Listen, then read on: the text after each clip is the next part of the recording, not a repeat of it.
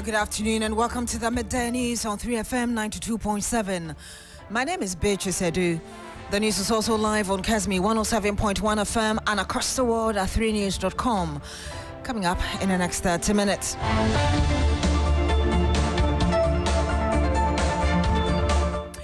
Government says it hopes to rake in up to 6 billion cedis annually from the newly approved energy sector levy amendment bill to support liquid fuel procurement and servicing of energy sector debt. We'll bring you some more on this. Also, withdrawal of OPD services by members of Ghana Registered Nurses and Midwives Association pushes healthcare delivery to the limit as many hospitals struggle to cope with the labor action. Also on the program this afternoon, Minority Leader Alexander Apenyo-Marking is currently leading MPs from his caucus on a march to police headquarters to petition the IGP over delayed recollation of Ablekuma North parliamentary result. We have the details for you. Later, Ghana Importers and Exporters Association renews demand for the immediate termination of the controversial Strategic Mobilization Ghana Limited SMS deal.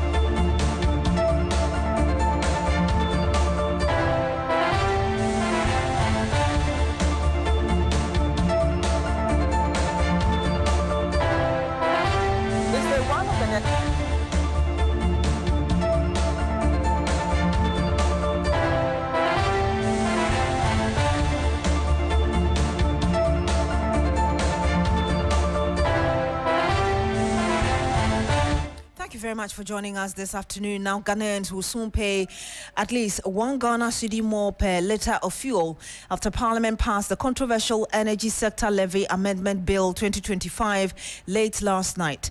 The government insists this levy is critical to tackling Ghana's crippling energy sector debt, now at $3.1 billion as of March 2025. Finance Minister Dr. Kasiel Atoforsin warned that $3.7 billion is needed to clear the debt fully, with an extra $1.2 billion required for 2025 thermal fuel purchases.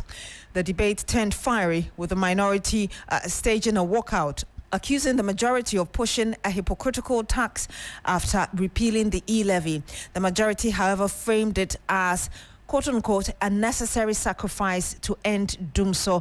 And we'll bring you what exactly transpired in Parliament. But ahead of that, the managing partner at Arthur Energy Africa, Jabesh Amisartha, describes the 1 cedi levy as creative but inevitable step. He spoke to me earlier on TV3's Agenda show last night.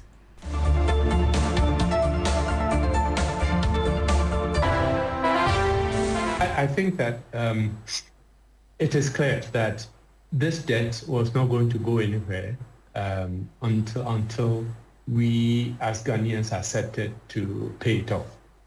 And I am pleasantly surprised that the finance minister has found this creative way of solving the problem, because for how long can we maintain it?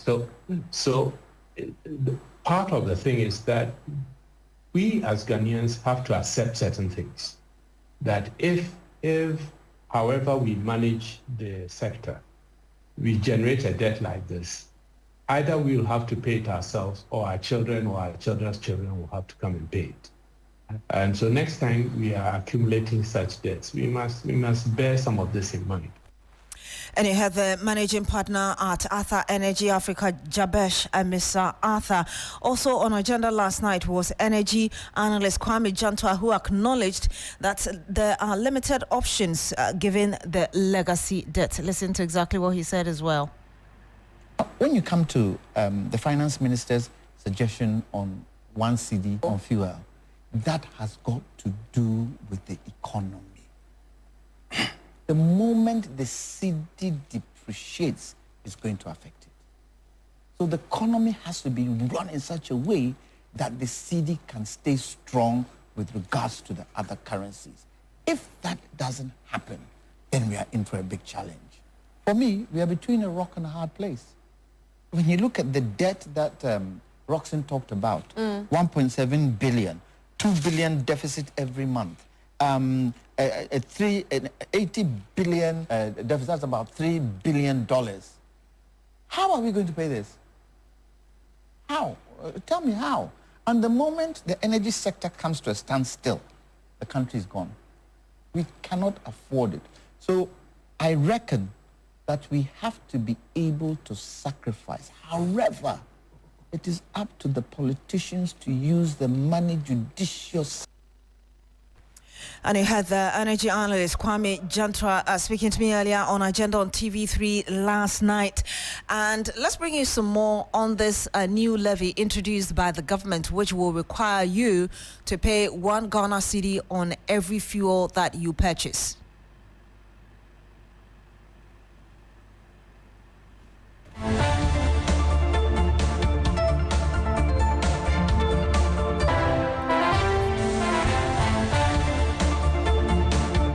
We'll bring you that later, but the Africa Sustainable Energy Center, ASEC, is slamming the levy as short-sighted, targeting citizens instead of fixing structural flaws like gas supply, ECG inefficiencies and opaque levy usage. ASEC warns that the measure, if implemented, will have long-term implications on inflation, transportation, commodity prices and overall cost of living. Let's speak to Dr. Elvis Chumesi, Director of Research with ASEC. Good evening to you. Good afternoon to you, Doc. Thank you so much for joining us. Thank you very much for having me as well. I know last night you made some points about the 1 Ghana cedi, but again, you're describing it as a short-sighted one. Just tell us more about why you have this opinion on the levy. Yes, so we believe that the government needs to tackle the issue from the roots instead of trying to look at the symptoms to address. One thing is that we are having huge debt in the energy sector, and we should find ways of resolving it first before we think of any form of taxes. Now we already have about 40% of our taxes coming out from taxations and levies when it comes to our fuel, and we already have the energy sector recovery levy, which is about 20 pesos per liter, and suddenly we are here to come to terms with another $1, which I think the finance minister is saying that he's going to make sure that the dollar rate is low so that we will not feel the impact of this. But one thing that I think we have been speaking of over the time is that fuel is a necessary commodity for almost everybody, and the reason why prices of things are not going down is just because of fuel prices, because the tomato seller would have to take transportation before he brings his things to the market, and when that happens, he adds on all those prices to the things. So if we are adding additional one Ghana cedis to fuel, this is going to create hardship in the country, and it's going to increase the cost of living is actually going to be high. Inflation is so the purpose and then the role that the finance minister and the government have done in terms of reducing the dollar, which we are all happy for what is happening, they are actually going to destroy it by adding this 1 Ghana cedis to it. Our main issue is that there's inefficiencies in ECG.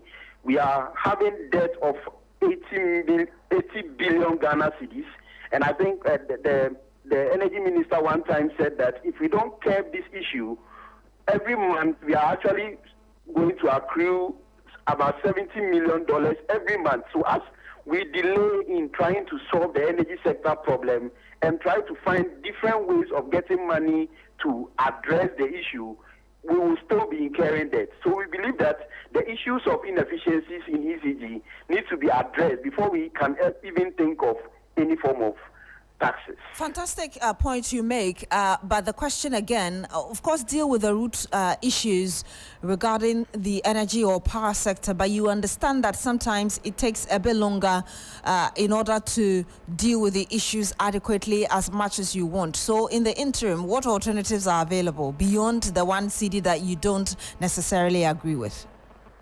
So in the interim, I think we have been discussing this privatization agenda. It's something we need to start now, because one thing that we believe that this kind of privatization is going to bring us is private sector investment. There's going to be an investment from the private sector who is coming in, and we'll get some little finances to start addressing some issues.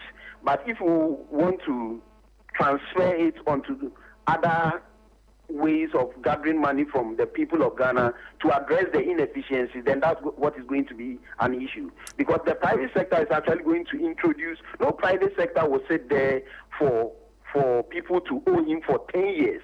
People are not paying bills. Industries, people are using cold stores, they are not paying. Some people, over 10 years, they've not paid any bill. You can have somebody in a single room owing about 10,000 Ghana cedis in a single room. What it means is that over 15 years, that person has not been paying bill. And one thing is that, are you aware that even most of the bills people received on their postpaid, they are estimated prices. People, they don't even know the exact amount of energy that people are using on their meters. They estimate their bill for them, and then the people come and pay. Then later they will try and come and check. And then you see, all these inefficiencies are there that we can use to gather money to resolve the issue. So we need to tackle the bottom of the issue, because right now, as it stands, if we ask ECG to give us the number of customers they have and then where their meters are, we will not be able to find it. From PwC's audit of ECG, they have about 21 different metering systems, right? And some of their systems, PwC was not able to find out how much money goes into them, right? And then they give us aggregated prices and all that. And you see, all the money is in the system, and we can get all this money back to solve the issue that we have now. And we think that the government cannot do that now, and the private sector will not sit down for all these things all to right, happen. we'll have to end it here. Thank you so much, Dr. Elvis Twumasi, Director of Research, ASEC. I told you earlier that the minority has staged a walkout of Parliament. Well, I'm sorry, we just missed that, but we'll be going to the streets where the minority has staged a second walkout in protest against what is happening. But when we come back, we'll try and bring you update on that, as well as that strike declared by the Nurses and Midwives Association. Don't go away. Hello, Ghana. It's a new year, and Bills Microcredit is here to support your dreams. If you're not working but want to start a business, don't let money stop you. With just your Ghana card, you can get a loan to turn your ideas into reality. Already running a business? Need more capital? Or are you a salary worker looking for extra funds? Bills offers fast and easy loans with no collateral, no deposit, and no SUSI savings required. Wherever you are, whatever you need, Bills makes it happen. Call Bills Microcredit today. Call 0596 920 833 or 0302 200 390 and get started. Bills is licensed and regulated by the Bank of Ghana. Bills, financing your needs. Terms and conditions apply. Freezer, yeah, diaba. Adama for diaba. A freezer. Adama, a crafty mensia. Adama. Metimosua, my sorry. Canino, Obo Moasia. I do for the Nobium Unum San last night. I tell what we are here. Adama for Adna Crafton, what we say. Yet the Adroba Cope, a ship we be a high technology. I go for freezer. When Kwan, and once open your 15 letters. No fugum, what ya no fugum. What the bus here, for your being what you have got to say, over Timono. Then we sure say, mention Tassia. Then what's enough for now? Freezer, Umpa went up a day. Freezer, Dacia, a basson do so among. amoni age omutina me was sika omutina me didn't mean that do some doom Adama with that Adama no kuya Adama you can't resist Ubenya Adama West Africa for edwe bi wo baby biara ye ton kra ye ho edwu afi kayo ne kenkan enchoya ewo edre ho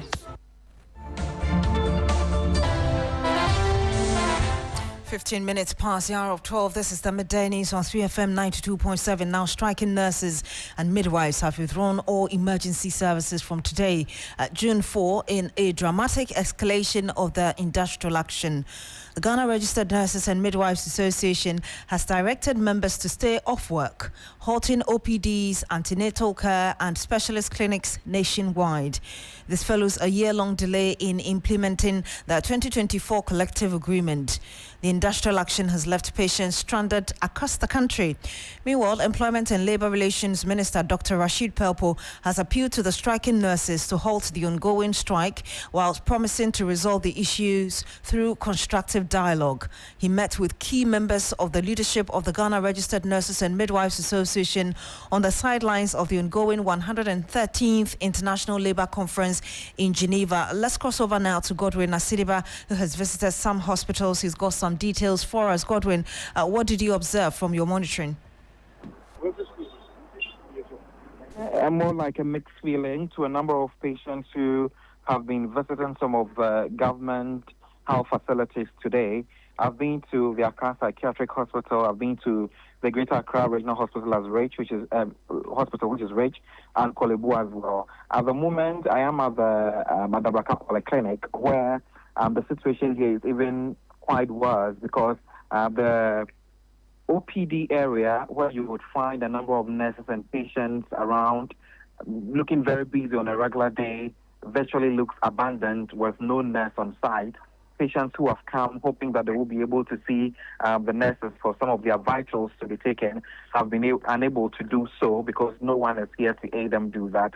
What really touched me most was a pregnant woman who is already on her 9th month who came here saying that she has been battling the stomach pain severely since last night, was told to return home because there was no nurse here to attend to her. And it's really disheartening, and those are just one of the few challenges that most of the patients are facing here.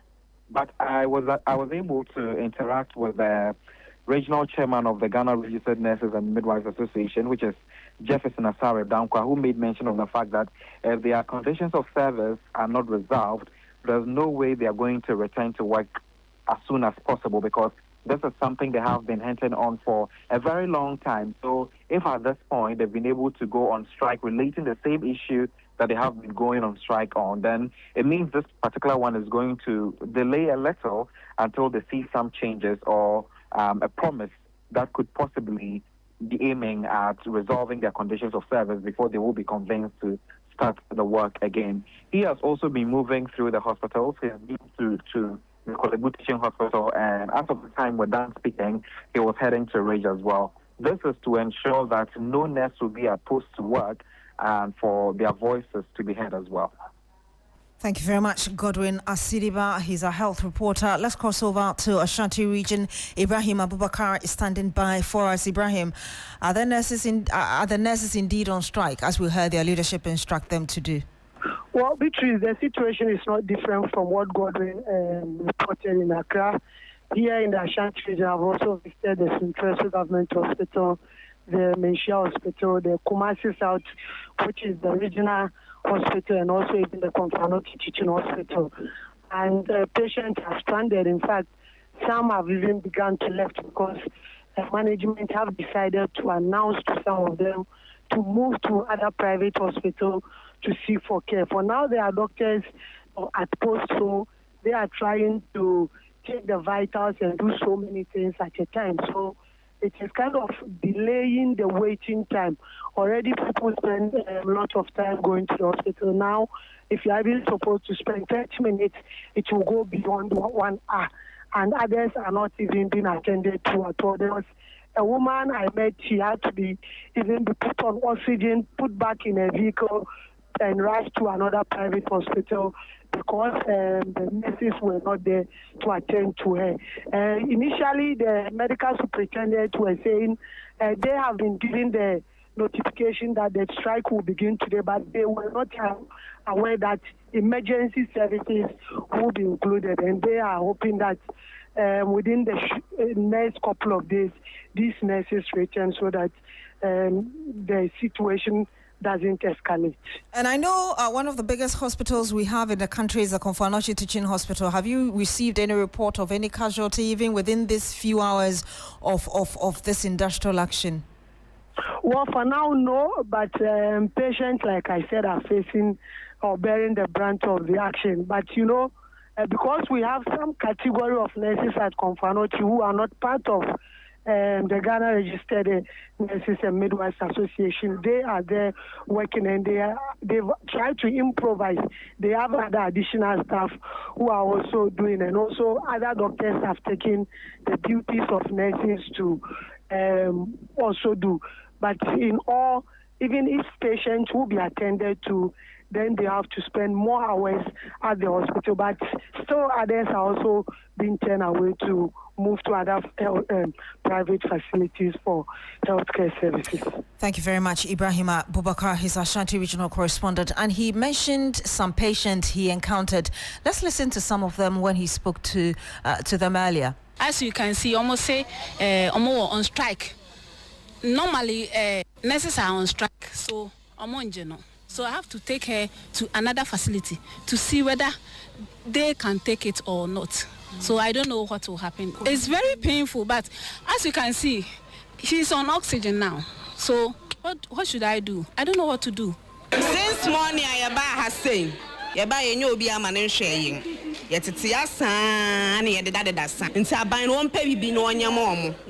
government has to do something about resolving the issue. You heard that woman there, a patient at one of the hospitals Ibrahim Abubakar visited earlier today. Let's speak to David Tinkwan Chumesi. He's joining us live via video call from Geneva. Good afternoon to you, sir. Thank you so much for joining us once again. Good afternoon, and good afternoon to your viewers. I know yesterday we spoke, you were quite upset about the utterance of the public relations officer of the health ministry. You didn't think that he addressed your issues. Fortunately, you have with you the Employment and Labor Relations Minister, Dr. Rashid Pelpo, in Geneva with you. He's appealed to you. Are you going to heed his appeals? All right, well, thank you. We met him yesterday. He wanted to understand exactly the nuances of our challenges. To enable the Electoral Commission to complete. Can I go ahead? The coalition. I'm sorry, there's a technical challenge there. I'm so sorry for that interruption. Please go ahead. All right, so we met him. He called us, and we had a healthy conversation with him. You could see a man who is matured. He's been in this game for a very long time. He appealed to us to rescind our decision. But after we explained the issues to him, he understood it, that we had a point, and he promised to intervene, to call Dr. Atufo and the sector minister to see how best he could intervene to resolve the issues. I must say that the discussion was fruitful, but obviously it fell short of our demands. We were very exact in our demands. That's not to say that we have taken an entrenched position or intransigent position, but also if you look at the belligerent position of the ministry, it tells you that we need to push harder. And we said, yes, we will still keep to our roadmap, but we'll give him the opportunity to intervene as he alluded to. But as I said, his plea fell short of our demands, and therefore, Luta Continua. Luta Continua, you say, what about emergency services, at least? Just because the minister said that he was hoping for a fruitful, cordial dialogue, as it were. Would you want to at least attend to emergency services whilst this dialogue continues? You know that we gave a very, elastic roadmap to give the sector minister and the minister for finance the opportunity to do what they are supposed to do. My dear sister, I just want the people of Ghana to know that it is not something that we are going to sit down to renegotiate. I'm saying that we have gone past that stage. We have already negotiated a condition of service, sealed and signed. Let me bring this to your attention. Do you know that in 2016, our condition of service was not implemented? Similarly, the current Minister for Finance was the Deputy Minister under Mr. Setekpe. So we are pained by his attitude towards nursing and midwifery practice and the fact that they don't consider that our work is essential. It's unfortunate, okay? And my heart bleeds because I thought that we're not going to get here. You know, the Ghanaians are not a target. Even the government is not a target. We are dealing with the employer. And I said earlier on, we don't care about which government is in power. We're dealing with employer. Employer remains the same. And therefore, we think that they will do the needful. All what we are asking is a very simple thing. They should just approve the document, and then we can sit down to look at the implementation. And I think that is a very simple ask that they can meet. Your point well noted, but you're not even concerned that even in these few hours you could have people dying, including pregnant women? It's a terrible thing. I will urge all Ghanaians to look for other private hospitals that can provide such services. It's unfortunate. They should turn their attention to government. The employer should do the needful. And we are ready to come back. Even if they sign the document, the next ad, we call off the strike action. We'll end it here. Thank you very much, David Tinkwan Chumesi. He is in Geneva and he's the General Secretary of the Ghana Registered Nurses and Midwives Association of Ghana. Now, the Ghana Importers and Exporters Association is also demanding the immediate termination of the controversial contract between the government and Strategic Mobilization Ghana Limited, SML, describing it as a blatant violation of transparency, accountability, and value for money. Addressing the press, the association issued 5 key demands to President John Mahama and relevant state agencies, urging swift action to safeguard public funds and restore trust in Ghana's governance and procurement systems. Ladies and gentlemen, our demands to the President of the Republic of Ghana, President John Dramani Mahama. We have a demand. 1. The Importers and Exporters Association of Ghana hereby makes the following 5 demands President Mahama and the current government. And of course, I'm sure the Minister of Energy and Green Transition should be interested in this contract. 1. To terminate the SML downstream petroleum contract with immediate effect because MPA has their own system. 2. In addition, the fully published KPMG audit report make public all payments made to SML since 2018. One year to publish it, let us all see how much they paid. 3. Recover all monies paid for services deemed redundant because we are told that MPA has their own system. And I guess highlighted that one here. Recover all monies paid to service deemed redundant, unverified, and unsupported by performance data. 4. President Mahama should let Minister of Energy, Minister of Finance, GRA, MPA, they should blacklist SML and investigate all current and former officials involved in the contract. And you have a representative of the Importers and Exporters Association giving those details to President Mahama as well as some state agencies to cancel the SML deal in the interest of the state. And before we go, the minority leader has been leading MPs on their side to petition the police hierarchy on the delayed recollation of Ablikuma North parliamentary results. Remember that the Ablikuma North remains the only constituency which results remain outstanding. There have been several attempts to recollate the results without success, and we're showing you a video of the Minority Chief Whip Frank Anodompre at the police headquarters addressing the media as well and expressing their concerns, surrounded by some police officers, even as he states the reason for the minority being there. Let's cross over to Crosby, Noble Crosby Annan, my colleague who's been with the minority team. Crosby, what can you tell us?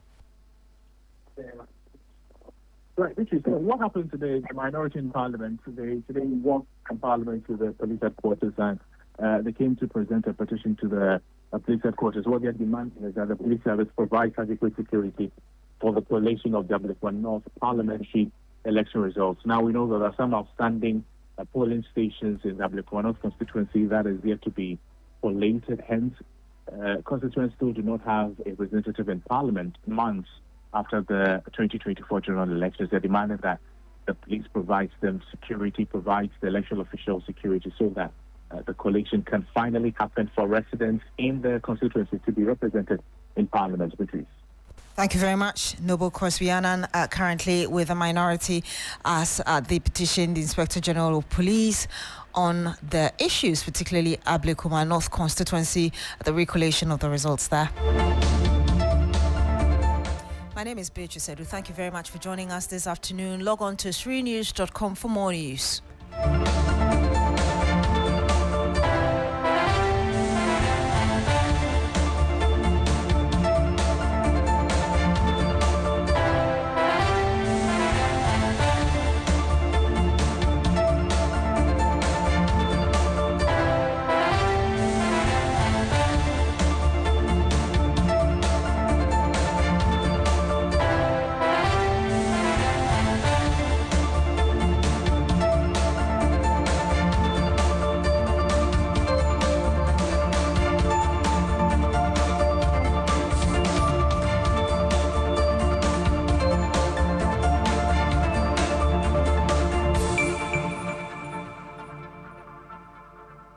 Follow us on social media, Twitter at 3FM927, Facebook at 3FM927, and also on 3news.com.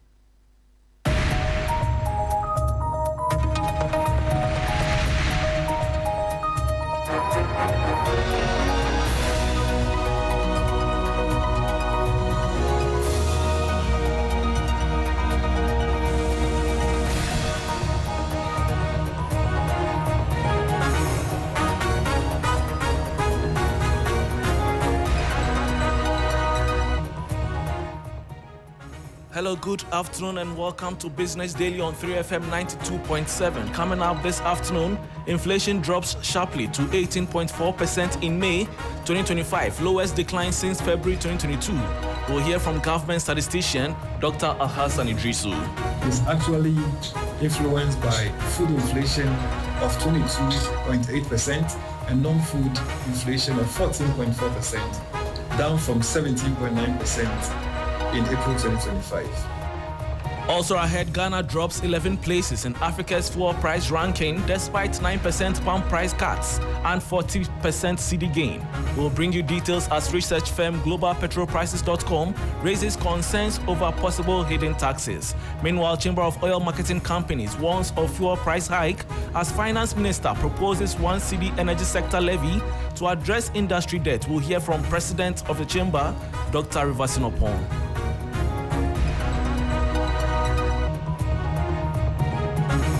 As though it's not enough, we are being slashed by an incremental tariff on petrol, diesel, and even LPG, and that's alarming. I am Bismarck. I'll start these stories and others lined up for you. Please stay.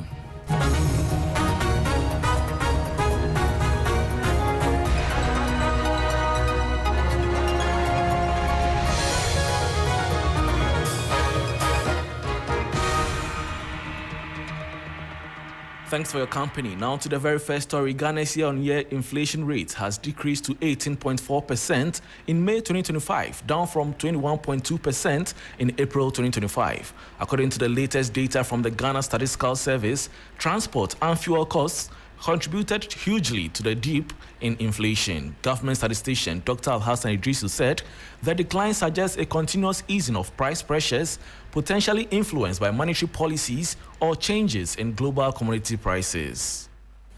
And this May 2025 inflation is actually influenced by food inflation of 22.8%, down from 25% in April 2025, and non-food inflation of 14.4%, down from 17.9% in April 2025. In addition, the 18.4% year-on-year inflation is also influenced by inflation on locally produced items of 19.2%, down from 22.7% in April 2025, and inflation on imported items of 16.4%, down from 17.7% in April 2025. On month-on-month basis, the 0.7% inflation recorded in May from April 2025 or in relation to April 2025, was also influenced by food inflation of 0.9%, which was maintained from the April food inflation of 0.9%. And that was government statistician Dr. Alhassan Idrisu. Now, despite recent reductions in petroleum prices and a stronger cedi, Ghana has dropped 11 places on the list of African countries with the lowest fuel prices. GlobalPetrolPrices.com now ranks Ghana 31st in Africa and 109th globally, prompting fresh concerns about possible hidden taxes in the country's fuel pricing structure. The following 3 Business News Desk report has details. Despite a 9% reduction in petroleum prices and a nearly 40% gain in the value of the Ghana cedi against the US dollar, Ghana has dropped 11 places on the continental fuel price ranking. The latest report from GlobalPetrolPrices.com shows that Ghana now ranks 31st in Africa and 109th globally for petrol affordability, with a current average price of $1.4 per litre as of June 2025. This marks a sharp decline from 77th globally in May, when the average price was $1.2 per litre. Libya retained its top position in Africa and globally, with petrol selling at just 2.7 cents per litre, followed by Angola and Algeria. Other African countries with significantly cheaper prices include Egypt, Nigeria, and Sudan. The Chamber of Oil Marketing Companies attributes the recent drop in palm prices to the cedi's appreciation from 13 cedis 99 pesos to 12 cedis 15 pesos per dollar, offsetting global price hikes of finished petroleum products. However, analysts and consumers are questioning why Ghana's relative ranking worsened so drastically, raising suspicion of hidden taxes or inefficiencies in the fuel price build-up. And that was a 3 Business News Desk report on Ghana dropping 11 places in Africa's fuel price ranking despite 9% pound price cuts and 40% cedi gain. Meanwhile, the Chamber of Oil Marketing Companies, COMAC, has warned that the proposed 1 cedi increase in the Energy Sector Levy Amendment Bill will result in an additional cost of 25 pesos for consumers, totaling 1 cedi 25 pesos. Finance Minister Dr. Kasiala Tuforsen presented the bill in Parliament yesterday, aiming to address the unsustainable debt levels within the sector. But speaking to 3 Business, Chief Executive of COMAC, Dr. Riversinopon, stated that members would need additional credit facilities to pay upfront for the new levy if it is implemented, with the cost ultimately being passed on to the end consumer. As though it's not enough, we are being slashed by an incremental tariff on petrol, diesel, and even LPG. And that's alarming, looking at the poor LPG penetration rate in Ghana, and slashing another levy on it. Consumption will surely go down, and believe me or not, market, it will happen. So we really expected a dialogue on this. We really expected the stakeholder engagement with the government to understand the impact of this decision that has been made or that has been passed by Parliament. You understand? Because it comes with additional cost of operations to the OMCs, and that is why we are in quote-unquote crying loud. Okay. At this point, we're not even thinking about the consumers. We are thinking about the sector in total, because you realize that to collect 1 Ghana cedis extra for the government would demand an incremental, what we call the initial working capital of any OMC, because of the fact that most of our members do prepayment. Chief Executive of the Chamber of Oil Marketing Companies, Dr. Riversinopon, also spoke about the need for dialogue before the proposal of such a policy. The petroleum price already saw a decline before the cedis stabilized or appreciated. In other words, because the benchmark price, which is an equally important figure in the petroleum pricing build-up, began to go down. Okay, it began to go down, stabilized for some time, and the last window we realized that it went up. So that means that in the next window, it will be 50-50 whether it goes up or it stabilizes normally. So let's not assume that the cedi is the only factor in determining the petroleum pump prices, and therefore certain decisions should be holistically taken. There are a lot of issues in the downstream sector that needs to be addressed, and to our shock and to our surprise, biggest surprise as a sector, we've not really sat down with the government to bring solutions to the problems that exist today in the downstream sector, only to be told another 1 cedi is being slashed on the energy sector.